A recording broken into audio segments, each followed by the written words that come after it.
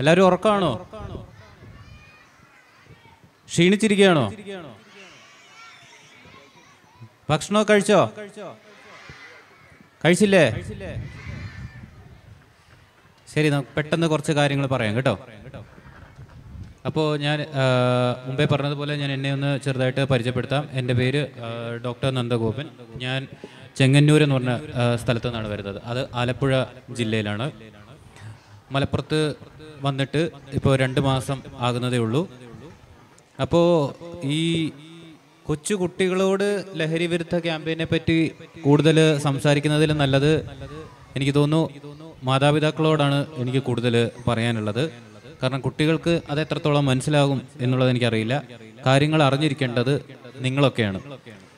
അപ്പോൾ ഞാൻ ഇവിടെ ഇരിക്കുന്ന മാതാപിതാക്കളോടും വലിയ കുട്ടികളോടും ചോദിക്കാം, നിങ്ങൾക്ക് അറിയാവുന്ന ലഹരി വസ്തുക്കൾ എന്തൊക്കെയാണ്? നിങ്ങൾ കേട്ടിട്ടുള്ള ലഹരി വസ്തുക്കൾ എന്തൊക്കെയാണ്? എന്താണ് കേട്ടിട്ടുള്ളത്?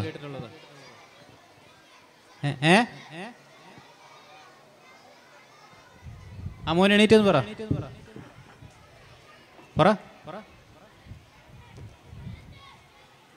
എന്താ കേട്ടിട്ടുള്ളത്? കഞ്ചാവ്, വേറെ MDMA കേട്ടിട്ടുണ്ടോ? പെൺകുട്ടികൾ കേട്ടിട്ടുണ്ടോ? വേറെ കൂളോ?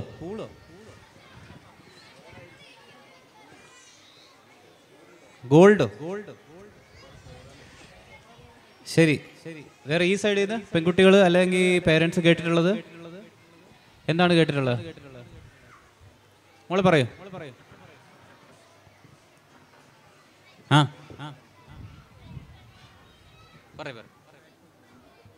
മയക്കുമരുന്നിനകത്ത് എന്തൊക്കെയാ കേട്ടിട്ടുണ്ടോ? എന്തെങ്കിലും പേര് കേട്ടിട്ടുണ്ടോ? കേട്ടിട്ടില്ല. MDMA എന്ന് കേട്ടിട്ടുണ്ടോ? ഇവർ പറഞ്ഞ പോലെ പത്രത്തിൽ വായിച്ചിട്ടുണ്ടോ?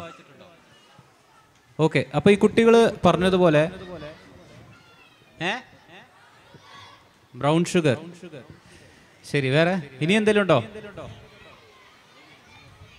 ഹാൻസ് എന്നൊക്കെ കേട്ടിട്ടുണ്ടോ? ഹാൻസ് കണ്ടിട്ടുണ്ടോ? എവിടെയാ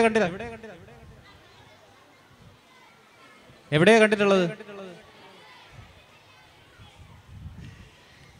ശരി, അപ്പോ ഏറ്റവും ചെറിയ ലഹരി മരുന്നുകളായ സിഗരറ്റ്, ബീഡി മുതൽ അത് കഴിഞ്ഞ് നിരോധിത പുകയില ഉൽപ്പന്നങ്ങളാണ് ഇവർ പറഞ്ഞതുപോലെ ഹാൻസും മറ്റും. അതിനുശേഷം അതിലും കൂടിയത് കഞ്ചാവ് പോലുള്ള ലഹരികൾ. അതിലും കൂടിയതാണ് ഇപ്പോൾ ഏറ്റവും സുലഭമായി കിട്ടുന്ന MDMA പോലുള്ള കേസുകൾ. അപ്പോൾ മാതാപിതാക്കൾ പ്രത്യേകം ശ്രദ്ധിക്കേണ്ട 1-2 കാര്യങ്ങൾ പറയാം. MDMA എന്ന് പറയുന്ന പോലുള്ള മരുന്നുകൾ ഇന്ന് നമ്മുടെ കേരളത്തിൽ മഞ്ചേരിയിൽ തന്നെ, മഞ്ചേരി പോലീസ് സ്റ്റേഷനിൽ നിങ്ങൾ നോക്കുകയാണെങ്കിൽ ആഴ്ചയിൽ ഒരു 3 കേസുകൾ വെച്ച് MDMAയുടെ കേസുകൾ രജിസ്റ്റർ ചെയ്യുന്നുണ്ട്. MDMA ഉപയോഗിച്ചതിനും MDMAയുടെ കച്ചവടം നടത്തുന്നതിനും. MDMA അപ്പോൾ അത്രയും സുലഭമാണ് MDMAയുടെ കേസുകൾ. അപ്പോൾ നിങ്ങൾ വിചാരിക്കുന്നത് ആൺകുട്ടികൾ മാത്രമാണ് ഉപയോഗിക്കുന്നതെന്ന്, അല്ലേ? പക്ഷെ ആൺകുട്ടികൾ മാത്രമല്ല. മുമ്പേ സാറ് പറഞ്ഞതുപോലെ മഞ്ചേരി മെഡിക്കൽ കോളേജിലൊക്കെ എല്ലാവരും, ആൺകുട്ടികളും പെൺകുട്ടികളും അടക്കം ഉപയോഗിക്കുന്നതിന് നമ്മൾ കേസുകൾ എടുത്തിട്ടുണ്ട്. എല്ലാ തരം ആൾക്കാരിലും MDMAയുടെ ഉപയോഗം വളരെയധികം കൂടി വരികയാണ്. കഴിഞ്ഞ ആഴ്ച മലപ്പുറത്തൊരു ക്ഷേത്രത്തിൽ നിന്ന് ഭണ്ഡാരം കുത്തി തുറന്നൊരു മോഷണം പോയ കേസുണ്ടായിരുന്നു. ക്ഷേത്രത്തിൽ നിന്ന് അമ്പലത്തിലെ ഭണ്ഡാരം കുത്തി തുറന്നത് 4 പേരാണ് ഇതിൽ അറസ്റ്റ് ആയത്. നിങ്ങൾ പത്രം വായിച്ചിട്ടുണ്ടെങ്കിൽ നിങ്ങൾ കണ്ടു കാണും. ത്രിപുരാന്തക എന്ന് പറഞ്ഞ ക്ഷേത്രത്തിൽ നിന്ന് ഭണ്ഡാരം കുത്തി തുറന്നതിൽ കേസിൽ 4 പേരാണ് അറസ്റ്റിലായത്. ഈ 4 പേരിൽ 2 പേര് കുട്ടികളാണ്, 18 വയസ്സിൽ താഴെയുള്ള കുട്ടികൾ. ഞങ്ങൾ ഈ കുട്ടികളെ കാണാൻ വേണ്ടി മലപ്പുറം പോലീസ് സ്റ്റേഷനിൽ പോയപ്പോൾ അവരെന്നോട് പറഞ്ഞത് 6 ദിവസമായി അവർ ഉറങ്ങിയിട്ടെന്നാണ് പറഞ്ഞത്. 6 ദിവസമായി ഉറങ്ങിയിട്ട് 2-3 ദിവസമായി ഭക്ഷണം കഴിച്ചിട്ടെന്ന് പറഞ്ഞു. അപ്പോൾ ഞാൻ ചോദിച്ചു, അപ്പോൾ ഇവരെ കണ്ടാൽ ഭയങ്കര ഫ്രഷ് ആയിട്ടാണ് ഇവരിക്കുന്നത്, ഉറക്കമൊന്നുമില്ല, നല്ല ജാഗ്രതയോടെയാണ് ഇവരിയ്ക്കുന്നത്, നല്ല സന്തോഷത്തിലാണ് വർത്താനം പറയുന്നത്. അപ്പോൾ ഞാൻ ചോദിച്ചു, 2 ദിവസം ഉറക്കമില്ലെങ്കിൽ തന്നെ എനിക്ക് തലവേദന വരും, അല്ലെങ്കിൽ ഭക്ഷണം കഴിച്ചില്ലെങ്കിൽ എനിക്ക് ബുദ്ധിമുട്ടാണ്. അപ്പോൾ എങ്ങനെ ഈ 6 ദിവസം ഉറക്കമില്ലാതെ നിങ്ങൾ ജീവിച്ചു എന്ന് ചോദിക്കുമ്പോൾ അവർ പറഞ്ഞത്, ഇങ്ങനെ മോഷ്ടിച്ച് കിട്ടുന്ന പൈസയിൽ നിന്ന് അവർ MDMA വാങ്ങും. ഈ MDMA വാങ്ങിക്കഴിഞ്ഞാൽ ഉറക്കവും ഇല്ല, വിശപ്പും ഇല്ല. അപ്പോൾ ഈ ഭണ്ഡാരം കുത്തി തുറന്നവർക്ക് 10-10,000 രൂപ കിട്ടിയതിൽ 7,000 രൂപയ്ക്ക് അവർ ഈ മയക്കുമരുന്ന് വാങ്ങി, മയക്കുമരുന്ന് കഴിച്ചു. അത് തീരുമ്പോൾ അടുത്തത് വാങ്ങും. ഇങ്ങനെ അത് മാത്രം വാങ്ങിക്കൊണ്ടിരിക്കുകയും ഉറക്കവും ഭക്ഷണവും ഇല്ലാത്ത തരത്തിലുള്ള ഒരു അവസ്ഥയിലേക്ക് അവരെത്തുകയും അങ്ങനെ ക്രിമിനൽ വാസന അവരിൽ വളരുകയും ചെയ്യുകയാണ്. ഇത്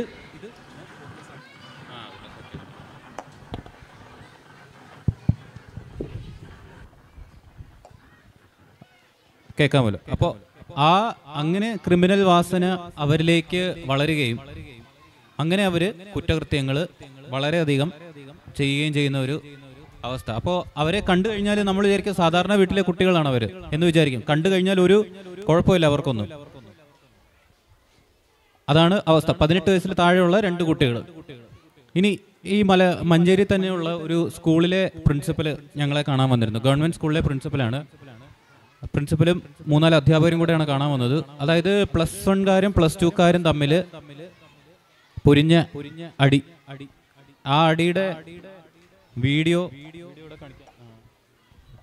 ഒരു വീഡിയോ ഉണ്ട്. അത് എല്ലാ പേരൻസും കണ്ടിരിക്കേണ്ട വീഡിയോ ആണ്. അപ്പോൾ എന്തായാലും ഇവർ സ്റ്റേഷനിൽ വന്നിട്ട് അപ്പോൾ എന്നെ ഇവർ വീഡിയോ കൊണ്ട് കാണിച്ചു പ്രിൻസിപ്പൽ. ആ സ്കൂളിൽ CCTV ഉണ്ട്. ആ വീഡിയോയിൽ നമ്മൾ സിനിമയിലൊക്കെ കാണുന്ന പോലത്തെ ഫൈറ്റുകളാണ് കുട്ടികൾ തമ്മിൽ, +1ഉം +2. അല്ലേ? നിങ്ങളൊക്കെ തല്ലുമാല കണ്ടോ? എത്ര പേര് കണ്ടിട്ടുണ്ട്? എല്ലാവരും കണ്ടിട്ടുണ്ട്. പെൺകുട്ടികളോ? എല്ലാവരും കണ്ടു. മാർക്കോ കണ്ടോ? മാർക്കോ ആദ്യം മാർക്കോ ഇവരെ കാണിച്ചതിന് ഇവരുടെയൊക്കെ പേരൻസിനെതിരെ നമ്മൾ കേസ് എടുക്കണം അല്ലേ? എന്താണ് മാർക്കോ 18 വയസ്സിന് താഴെയുള്ള ആർക്കും കാണാൻ പാടില്ലെന്നാണ്. ആണ് മാർക്കോ, അഡൾട്ട്സ് ഓൺലി എന്ന് കൃത്യമായിട്ട് എഴുതിയിട്ടുണ്ട്. അപ്പോൾ ഈ കുട്ടികൾ എങ്ങനെ കണ്ടു എന്നുള്ളത് നമ്മൾ ആലോചിക്കണം. പെൺകുട്ടികൾ എത്ര പേര് കണ്ടിട്ടുണ്ട് മാർക്കോ? സത്യം പറഞ്ഞു, ഇവിടെ ആരും ഒന്നും പറയില്ല.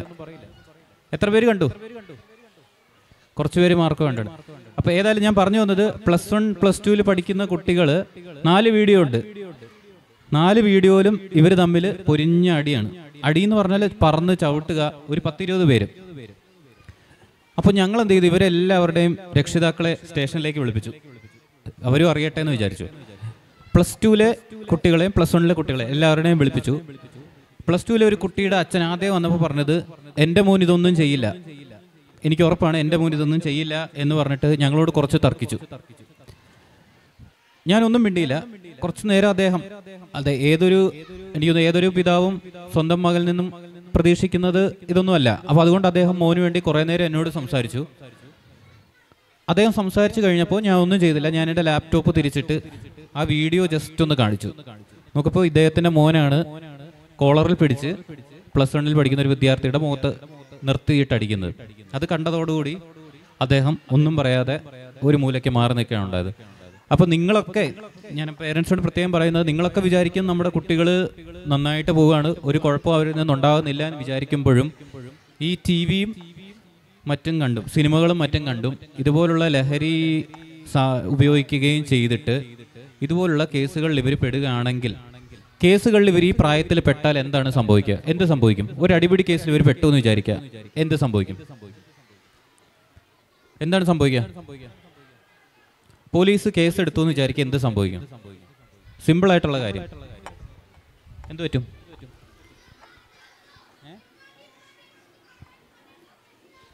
ബ്ലാക്ക് ലിസ്റ്റ് അല്ല, സിമ്പിളായിട്ട് നിങ്ങൾ ആലോചിച്ചാൽ മതി. ഒരാൾ ഒരു കേസിൽ പെട്ട് കഴിഞ്ഞാൽ സംഭവിക്കുന്നത്, ജോലി ലഭിക്കണം അല്ലേ?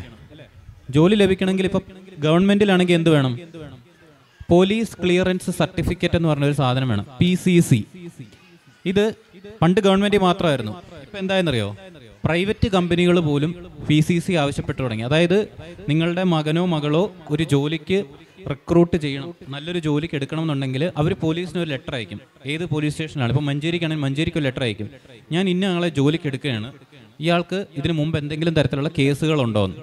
അപ്പോൾ ഇതിലാരെങ്കിലും ഒരു അടിപിടി കേസിൽ ഉൾപ്പെട്ടിട്ടുണ്ടെങ്കിൽ നമ്മൾ അത് വെച്ച് റിപ്പോർട്ട് തിരിച്ചയക്കുകയും അതോടെ അവരുടെ ഭാവി തീരുമാനമാവുകയും ചെയ്യും. ഇത് കൂടാതെ പാസ്പോർട്ടിലും ഇതേ അവസ്ഥയാണ് ഉണ്ടാകുന്നത്. പാസ്പോർട്ടിൽ ഇപ്പം എല്ലാം കമ്പ്യൂട്ടറിലാണ്. ഇതിൽ ഒരാൾ ഒരു കേസിൽ പെട്ട് നമ്മുടെ കമ്പ്യൂട്ടർ, ഒന്നും വേണ്ട, ഒരു കഞ്ചാവ് ബീഡി വലിച്ചതിന് ദിവസവും നമ്മളൊരു 3-4 കേസ് വെച്ച് ഇവിടെ എടുക്കും. ഇതെല്ലാം കമ്പ്യൂട്ടറിൽ ഡേറ്റയായിട്ട് കയറിക്കൊണ്ടിരിക്കുകയാണ്. അപ്പോൾ എനിക്ക് പ്രധാനമായിട്ട് നിങ്ങളോട് പറയാനുള്ളത്, അച്ഛനമ്മമാരോട് പറയാനുള്ളത്, കുട്ടികളുടെ മേൽ അമിതമായിട്ടുള്ള ഒരു കാർക്കശ്യം വേണമെന്ന് ഞാൻ ഒരിക്കലും പറയില്ല. പക്ഷെ അറ്റ്ലീസ്റ്റ് ഇവരാരോടാണ് സംസാരിക്കുന്നതെന്നും ഇവരെവിടൊക്കെയാണ് പോകുന്നതെന്നും നിങ്ങൾ അറിഞ്ഞിരിക്കണം. ഇന്നലെ ഞങ്ങൾ കഞ്ചാവ് ബീഡി വലിച്ചതിന് ഒരു കുട്ടിയെ അറസ്റ്റ് ചെയ്തില്ല, അവനെ സ്റ്റേഷനിലേക്ക് കൊണ്ടുവന്നു. അവന്റെ മൊബൈൽ ഫോൺ ഒന്ന് ചുമ്മാ എടുത്ത് അവന്റെ വീട്ടുകാർ പരിശോധിച്ചിരുന്നെങ്കിൽ മനസ്സിലാവും അതിലെ ചാറ്റുകളിൽ കഞ്ചാവ് എവിടുന്ന് കിട്ടുന്നുള്ള ചാറ്റുകൾ മാത്രമേ ഉള്ളൂ. അത് അവന്റെ കൂട്ടുകാരോട് പറയാണ്, ഞാൻ കൊണ്ടോട്ടിന്ന് 200 രൂപയ്ക്ക് സാധനം എടുത്തിട്ടുണ്ട്. അവൻ വേറൊരു കൂട്ടുകാരോട് പറയാണ്, നല്ല പച്ച കളറിലുള്ള സാധനം ഉണ്ട്, നിനക്ക് വേണമെന്നൊക്കെ. അപ്പോൾ ഇവനെ കണ്ടു കഴിഞ്ഞാലും ഈ ഇരിക്കുന്ന കുട്ടികളെ പോലെ തന്നെ ഒരു കുട്ടി ഇതേപോലെ 10ാം ക്ലാസ്സിൽ പഠിക്കുന്ന ഒരു കുട്ടിയാണ്. ചുമ്മാ അവനെ സംശയം തോന്നി നമ്മളൊന്ന് തപ്പി നോക്കിയപ്പോൾ അവന്റെ പോക്കറ്റിൽ കഞ്ചാവിന്റെ ഒരു പാക്കറ്റ് ഉണ്ടായിരുന്നു. മഞ്ചേരിയിൽ ഞങ്ങൾ തമാശയായിട്ട് പറയും, കഞ്ചാവിന്റെ കേസ് പിടിക്കണമെങ്കിൽ ചുമ്മാ ആ തുറക്കൽ ബൈപ്പാസിൽ ഏതെങ്കിലും ബൈപ്പാസിൽ പോയി കുട്ടികളെ സെർച്ച് ചെയ്താൽ മതി എന്ന് പറയും. അപ്പൊ ഇതാണ് ഇന്നത്തെ ഒരു അവസ്ഥ. ഇനി ഈ ലഹരികൾ ഉപയോഗിച്ചാൽ എന്താണ് പറ്റുക? ലഹരി ഉപയോഗിച്ചാൽ എന്ത് പറ്റും? ലഹരിക്ക് അടിമയാകും അല്ലെ, അഡിക്ഷൻ വരും, ഡിപ്പെൻഡൻസ് വരും അല്ലെ, ലഹരി ഇല്ലാതെ ജീവിക്കാൻ പറ്റില്ലെന്നാവും. ലഹരി ഉപയോഗിച്ചു കൊണ്ടിരിക്കുന്ന ഒരാൾക്ക് എന്താണ് പറ്റുക വെച്ചാൽ അയാളുടെ തലച്ചോറ്, മനസ്സിലായില്ലേ? നമ്മള് കള്ളു കുടിക്കുന്നവരെ കണ്ടിട്ടില്ലേ? അവർക്ക് കള്ള് കിട്ടിയില്ലെങ്കിൽ എന്ത് പറ്റും?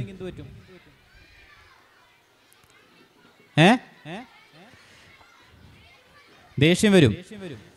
അതായത് സ്ഥിരമായി ലഹരി ഉപയോഗിക്കുക അല്ലെങ്കിൽ കള്ളു കുടിക്കുക എന്ന് പറയുന്നപ്പോൾ അവരുടെ തലച്ചോറ് അതിനുവേണ്ടി റെഡി ആയിട്ടിരിക്കും എന്നും. അപ്പോൾ അത് കിട്ടാതെ വരുമ്പോൾ എന്ത് പറ്റും? അവര് മോശമായ രീതിയിൽ റിയാക്ട് ചെയ്യും അല്ലേ? അതവർ ഭയങ്കര ദേഷ്യമായിട്ട് വരും. ചിലപ്പോൾ അത് ബാക്കിയുള്ളവരുടെ മേൽ ഉപദ്രവമാകും. അപ്പോൾ നമുക്ക് പല കേസുകളും വരാറുള്ളത്, സ്ഥിരമായിട്ട് മദ്യപിക്കുന്നവർ ഒരു ദിവസം മദ്യം കിട്ടാതെ വരുമ്പോൾ വീട്ടിൽ തൻ്റെ ഭാര്യയും മക്കളെയും വരെ ഉപദ്രവിക്കുന്ന തരത്തിലുള്ള കേസുകൾ. അങ്ങനെ പലതരം കേസുകളാണ് നമുക്ക് സ്ഥിരമായിട്ട് വരിക. അപ്പോൾ പേരൻസിന് ചെയ്യാൻ പറ്റുന്നത്, ചെറുപ്പത്തിലെ നിങ്ങളുടെ കുട്ടികൾ അങ്ങനെ എന്തെങ്കിലും തരത്തിലുള്ള വാസനകൾ കാണിക്കുന്നുണ്ടെങ്കിൽ അത് അപ്പം തന്നെ കണ്ടുപിടിച്ച് ആവശ്യമായ നടപടികൾ എടുക്കുക. ഞാനീ പറഞ്ഞതുപോലെ ഈ ഹാൻഡ്സ് എന്ന് പറയുന്ന സാധനം നിരോധിച്ച സാധനമാണ്. പക്ഷേ ഈ മഞ്ചേരിയിലെ പല കടകളിലും ഹാൻഡ്സ് എന്ന് പറഞ്ഞ സാധനം കിട്ടും. ഞങ്ങൾ അതിനുവേണ്ടി പലപ്പോഴും വേഷം മാറിയൊക്കെ പോയി. ഇന്നലെ തന്നെ ഒരാളെ നമ്മൾ പിടിച്ചു. അയാളുടെ കടയിൽ സ്ഥിരമായിട്ട് ഒരു കുടത്തിനകത്ത് ഈ സാധനം വെച്ചിരിക്കുന്നത്, പോലീസ് കണ്ടുപിടിക്കാതിരിക്കാൻ വേണ്ടി. നമ്മൾ പോയി തപ്പിയപ്പോൾ കിട്ടി. അപ്പോൾ ഞങ്ങൾ ചോദിച്ചപ്പോഴാണ് അയാൾ പറഞ്ഞത്, ഞാൻ മാത്രമല്ല മഞ്ചേരിയിലെ മിക്ക കടകളിലും ഈ ഹാൻഡ്സ് വിൽക്കും. കാരണം എന്നറിയോ, ഹാൻഡ്സിന്റെ കച്ചവടം എന്ന് പറയുന്നത് ഭയങ്കര ലാഭമാണ്. തമിഴ്നാട്ടിൽ നിന്നും മറ്റും ലോറി കണക്കിന് 3 രൂപയ്ക്കും മറ്റും ഒരു പാക്കറ്റിന് 3 രൂപയ്ക്ക് കൊണ്ടുവരുന്നത് ഇവിടെ 35 രൂപയ്ക്കാണ് കൊടുക്കുക. അപ്പോൾ ഹാൻഡ്സ് എന്ന് പറയുന്ന സാധനം, നിരോധിതമായ പുകയില ഉൽപ്പന്നങ്ങൾ വിൽക്കുന്നവരെ നിങ്ങൾക്ക് ആർക്കെങ്കിലും അറിയാമെന്നുണ്ടെങ്കിൽ നിങ്ങൾക്കത് പോലീസിനെ അറിയിക്കാം. നമ്മളത് വേണ്ട വിധത്തിൽ കൈകാര്യം ചെയ്യും. രണ്ടാമതായി ഞാൻ പറഞ്ഞതുപോലെ ഈ വശത്തിരിക്കുന്നവർ വിചാരിക്കും പെൺകുട്ടികൾ ഒരു തരത്തിലുള്ള പ്രശ്നങ്ങളിലേക്കും പോവുകയില്ലെന്ന്. അല്ല, ഇന്നത്തെ കാലത്ത് സ്കൂളുകളിലും പ്രത്യേകിച്ച് കോളേജിലും ഞാൻ പറഞ്ഞതുപോലെ ഒന്ന് ട്രൈ ചെയ്യാൻ വേണ്ടിയായിരിക്കും ഇവർ സ്റ്റാർട്ട് ചെയ്യുന്നത്. MDMA ഒക്കെ ഒരു പ്രാവശ്യം ട്രൈ ചെയ്ത് കഴിയുമ്പോൾ നല്ലൊരു സുഖം തോന്നും. അങ്ങനെ വീണ്ടും വീണ്ടും ട്രൈ ചെയ്യും. ഞാൻ പറഞ്ഞതുപോലെ പല കോളേജുകളിലുണ്ട്. നമുക്ക് കേസ് വന്നത് മെഡിക്കൽ കോളേജിൽ നിന്നും മറ്റുമാണ്. അവിടുത്തെ പെൺകുട്ടികൾ ഉപയോഗിക്കുന്നുണ്ടെന്നുള്ള വിവരം കിട്ടി. നമ്മൾ അന്വേഷിച്ചപ്പോൾ കാര്യം ശരിയാണ്. പിന്നെ അവരുടെ ഭാവി അടയ്ക്കണ്ട എന്ന് കരുതി മാത്രം നമ്മൾ അവരെ താക്കീത് നൽകി, വാണിംഗ് നൽകി വിട്ടയക്കുകയാണ് ഉണ്ടായത്. അപ്പോൾ ഈ കുട്ടികളെയൊക്കെ ഇടയ്ക്കൊന്ന് സ്കൂളുകാർക്കും വേണമെങ്കിൽ അത് ചെയ്യാം. ഇടയ്ക്ക് പോലീസ് സ്റ്റേഷൻ വിസിറ്റ് എന്ന് പറഞ്ഞാൽ നമ്മൾ കുട്ടികളെ കൊണ്ടുവരാറുണ്ട്. അവിടെ കൊണ്ടുവന്ന് അതൊക്കെ ഒന്നും കാണുമ്പോൾ ഇവർക്ക് അതിൻ്റെ ഏകദേശമുള്ള ഒരു ഐഡിയ കിട്ടും. എങ്ങനെയാണ് പോലീസ് സ്റ്റേഷൻ വർക്ക് ചെയ്യുന്നതെന്നും ഒക്കെ നമുക്കൊന്ന് പറഞ്ഞു കൊടുക്കാനും പറ്റും. അപ്പോൾ തീർച്ചയായും വേണമെങ്കിൽ നിങ്ങൾക്ക് അത് ആലോചിക്കാവുന്നതാണ്. ഒരു ദിവസം കുറച്ച് കുട്ടികളായിട്ട് നിങ്ങൾക്ക് പോലീസ് സ്റ്റേഷനിൽ കൊണ്ടുവരും. ഇന്നലെയും കുറച്ച് കുട്ടികളെ കൊണ്ടുവന്നു, ഈ പ്രായത്തിലുള്ളവരെ. ഞാൻ ഇതിനു മുമ്പ് ഡോക്ടറായിട്ട് വർക്ക് ചെയ്തിരുന്നതും ഡി അഡിക്ഷൻ ക്യാമ്പയിനിലാണ് വർക്ക് ചെയ്തിരുന്നത്. പലതരത്തിലുള്ള കുട്ടികളെ അവിടെയും ഞാൻ കണ്ടിട്ടുണ്ട്. കഞ്ചാവും മയക്കുമരുന്നും മറ്റും ഉപയോഗിച്ച് അതിൻ്റെ ട്രീറ്റ്മെൻറ്റ് എടുത്തിട്ടും ശരിയാകാത്തവരും ട്രീറ്റ്മെൻറ്റ് എടുത്ത് ശരിയായവരെയും കണ്ടിട്ടുണ്ട്. ഇഷ്ടംപോലെ കുട്ടികളുടെ 18 വയസ്സ് താഴെയുള്ളവരെയാണ് കൂടുതൽ കണ്ടിരിക്കുന്നത്. അപ്പോൾ തീർച്ചയായും ഇപ്പോൾ ഈ പറഞ്ഞതുപോലെയുള്ള സിനിമകൾ ഇവർ കാണുന്നുണ്ടെങ്കിൽ അതിനെതിരെ അധ്യാപകർ ആദ്യം അവർക്ക് പേരൻസിന് പറഞ്ഞു കൊടുക്കുക. ശരിക്കും പക്ഷേ ഈ മാർക്കോ എന്ന് പറഞ്ഞ സിനിമ ഇത്രയും കുട്ടികൾ ഒരു തരത്തിൽ അത് എങ്ങനെയാണ് അവർ കണ്ടതെന്നുള്ളത് നിങ്ങൾ അന്വേഷിക്കണം. കാരണം 18 വയസ്സിൽ താഴെയുള്ള കുട്ടികൾക്ക് ഉള്ളതല്ല ആ ചിത്രം. അപ്പോൾ അത് പേരൻസ് പ്രത്യേകം ശ്രദ്ധിക്കുക. ഇതുപോലുള്ള സിനിമകൾ എങ്ങനെയാണ് അവർ കണ്ടതെന്നുള്ളതും ബാക്കി സമയത്തിൻ്റെ ഒരു പരിമിതിയുണ്ട്. അപ്പോൾ പ്രധാനമായിട്ട് നിങ്ങൾ ഓർക്കുക, ഇവരെവിടെയൊക്കെയാണ് പോകുന്നതെന്നും ഇവരുടെ ഏറ്റവും അടുത്ത കൂട്ടുകാരാരാണെന്നും ഒക്കെ ഉള്ളത് നിങ്ങളെല്ലാവരും അറിഞ്ഞിരിക്കുക. അതാണ് ഏറ്റവും അത്യാവശ്യം. ചിലപ്പോൾ ഏറ്റവും നല്ല കുട്ടിയായിരിക്കാം, എന്നിരുന്നാൽ പോലും ഇവൻ ആരോടൊക്കെയാണ് സംസാരിക്കുന്നതെന്നും എവിടേക്കാണ് പോകുന്നതെന്നുള്ളതും അറിഞ്ഞിരിക്കുക. രണ്ടാമതായി, ഇന്നത്തെ എല്ലാ കുട്ടികൾക്കും ഫോൺ ഉണ്ടെന്ന് തോന്നുന്നു അല്ലേ? 10ാം ക്ലാസ്സിൽ പഠിക്കുന്നവർക്കൊക്കെ ഫോണുണ്ടോ? എത്ര കുട്ടികൾക്ക് ഫോണുണ്ട് പുറകിൽ? സ്വന്തമായി ഫോണുള്ളവർ എത്ര പേരുണ്ട്? ആർക്കും ഇല്ലേ? സ്വന്തമായി ഉണ്ടാവില്ല. സ്വന്തമായി ഇവർ ഒരു +1 ഒക്കെ ആകുമ്പോൾ ചോദിച്ചു തുടങ്ങും ഫോൺ. അങ്ങനെ നിങ്ങൾ ഫോൺ കൊടുക്കുമ്പോഴാണെങ്കിലും ഇവരത് എന്തിനൊക്കെ ഉപയോഗിക്കുന്നു എന്നുള്ളത് ഒന്നറിഞ്ഞിരിക്കുക. നമ്മുടെ കുട്ടികൾ പലപ്പോഴും പല കെണികളിലും പെടുന്നത്, ഇപ്പോൾ ഏറ്റവും കൂടുതൽ കെണികളിൽ പെടുന്നത് ഫോണിലൂടെയാണ്. നിങ്ങൾ പോലും അറിയില്ല. ചിലപ്പോൾ എന്നും കണ്ട് പരിചയമുള്ള ഒരാളോട് കൂടുതൽ വർത്തമാനം പറയുകയും, കഴിഞ്ഞ ദിവസം 19 വയസ്സുള്ളൊരു കുട്ടി ഇവിടുന്ന് ഇറങ്ങിപ്പോയ ഒരു കേസ് നമുക്ക് മിസ്സിംഗ് കേസായിട്ടാണ് വന്നത്. അപ്പോൾ ആ കുട്ടി ഇറങ്ങിപ്പോയത് ഞങ്ങൾ ആദ്യം വിചാരിച്ച മഞ്ചേരി തന്നെയുള്ള ഒരാളുടെ കൂടെ പോയി എന്നാണ് വിചാരിച്ചത്. അന്വേഷിച്ച് വന്നപ്പോൾ അതൊരു അന്യസംസ്ഥാനക്കാരനാണ്, തമിഴ്നാട്ടുകാരനാണ്. അപ്പോൾ ഞങ്ങൾ ഈ തമിഴ്നാട്ടുകാരനായിട്ട് ഈ കുട്ടിക്ക് എങ്ങനെയാണ് പരിചയം എന്നുള്ള അന്വേഷിച്ച് വന്നപ്പോൾ ഗെയിമിംഗ് ആപ്പ് വഴി, ഗെയിമിംഗ് ആപ്പിൽ സൈഡിൽ കൂടെ ചാറ്റിംഗ് നടക്കും. ചാറ്റിംഗ് നിങ്ങൾക്ക് അറിയാവുന്ന അറിയില്ല, കുറേ ഗെയിമുകൾ കളിക്കും കുട്ടികൾ. ഇതിൻ്റെ സൈഡിലൂടെ നമുക്ക് വാട്സാപ്പിൽ ചെയ്യുന്ന പോലെ ചാറ്റ് ചെയ്യാം. അങ്ങനെ ഗെയിമിംഗ് ആപ്പ് വഴി ചാറ്റ് ചെയ്ത് ഈ തമിഴ്നാട്ടിലുള്ള ആളുമായിട്ട് സൗഹൃദത്തിലായി. അതിനുശേഷം അവർ ഇൻസ്റ്റാഗ്രാമിൽ കൂടെ ചാറ്റിങ് തുടങ്ങി. അതിനുശേഷം അവർ റിലേഷൻഷിപ്പിലാവുകയും അങ്ങനെ ഈ കുട്ടി നാട് വിട്ടു പോവുകയും ചെയ്തു. ആ കുട്ടിയെ നമുക്ക് ഇതുവരെ കിട്ടിയിട്ടില്ല. തമിഴ്നാട്ടിലുണ്ടെന്നുള്ള വിവരം മാത്രമേ ഉള്ളൂ. 19 വയസ്സാണ് ആ കുട്ടിക്ക്. അപ്പോൾ ഞാൻ വീട്ടുകാരോട് ചോദിച്ചു, നിങ്ങൾക്കത് അറിയാമായിരുന്നോ എന്ന്. അവർക്കറിയായിരുന്നു, പക്ഷെ അവരത് വേണ്ട വിധത്തിൽ കൈകാര്യം ചെയ്തില്ല. അപ്പോൾ ഇങ്ങനെയുള്ള പല കാര്യങ്ങളും നടക്കുന്നുണ്ടെന്നുള്ളത് മാത്രം പേരൻസ് അറിഞ്ഞിരിക്കുക. ഗെയിം കളിക്കുന്നതിനിടയ്ക്കും ഇങ്ങനെയുള്ള പരിപാടികൾ ഗെയിമിംഗ് ആപ്പിലും മറ്റു പല ആപ്പുകളുടെ കൂടെയും ഇങ്ങനെയുള്ള കാര്യങ്ങൾ നടക്കാം. അപ്പോൾ ഫോണൊക്കെ കൊടുക്കുന്നുണ്ടെങ്കിൽ അതവർക്ക് പറഞ്ഞു കൊടുക്കുക കൃത്യമായിട്ട്, ഇങ്ങനെയൊക്കെ ഉപയോഗിക്കാൻ പാടുള്ളൂ എന്ന്. അത് സ്കൂളുകളിൽ നിന്നും അത് ഒരു ക്ലാസ് വെച്ച്, നമുക്ക് മലപ്പുറത്ത് സൈബർ എന്ന് പറയുന്ന പോലീസ് സ്റ്റേഷൻ ഉണ്ട്. സൈബർ കുറ്റകൃത്യങ്ങൾക്ക് വേണ്ടി മാത്രം മലപ്പുറം ജില്ലയിൽ. അവിടെ ഏറ്റവും കൂടുതൽ കേസിൽ പെട്ടുവരുന്നത് പെൺകുട്ടികളാണ്. പെൺകുട്ടികൾ ഓരോ തരത്തിലുള്ള ബന്ധങ്ങളിൽ അകപ്പെടുകയും തങ്ങളുടെ ഫോട്ടോ അയച്ചു കൊടുക്കുകയും അത് പലതരത്തിൽ ദുരുപയോഗപ്പെടുകയും അങ്ങനെ തരത്തിലുള്ള കേസുകൾ വരാറുണ്ട്.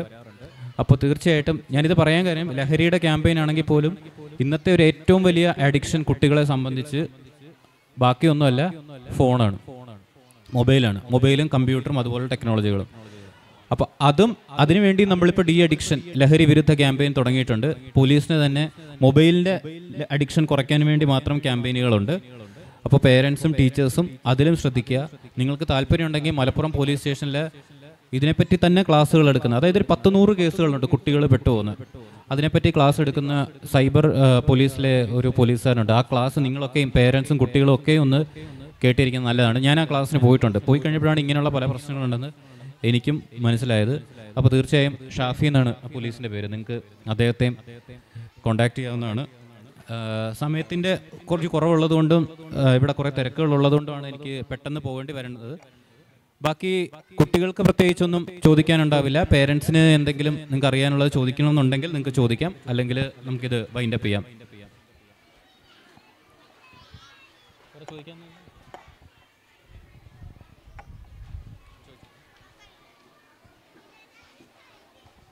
അപ്പോൾ സമയത്തിൻ്റെ ഒരു ദൗർലഭ്യം മൂലം എന്തായാലും ഞാനും എൻ്റെ വാക്കുകൾ നിർത്തുകയാണ്. ഇവിടെ വന്നിങ്ങനെ നിങ്ങളെ കാണാനും സംസാരിക്കാനും കഴിഞ്ഞതിൽ വളരെ സന്തോഷം. ഞാൻ ഈ പറഞ്ഞതൊക്കെയും പേരൻസും കുട്ടികളും നിങ്ങളുടെ മനസ്സിൽ വെക്കുക. നിങ്ങൾക്ക് എന്താവശ്യമുണ്ടെങ്കിലും നമ്മൾ മഞ്ചേരി പോലീസ് സ്റ്റേഷനിൽ ഉണ്ടാവും. ഏതെങ്കിലും തരത്തിലുള്ള വിവരങ്ങൾ നിങ്ങൾക്ക് അറിയണം എന്നുണ്ടെങ്കിൽ നിങ്ങൾക്ക് വരാം, അതല്ല സംസാരിക്കണം എന്നുണ്ടെങ്കിൽ നിങ്ങൾക്ക് വരാം.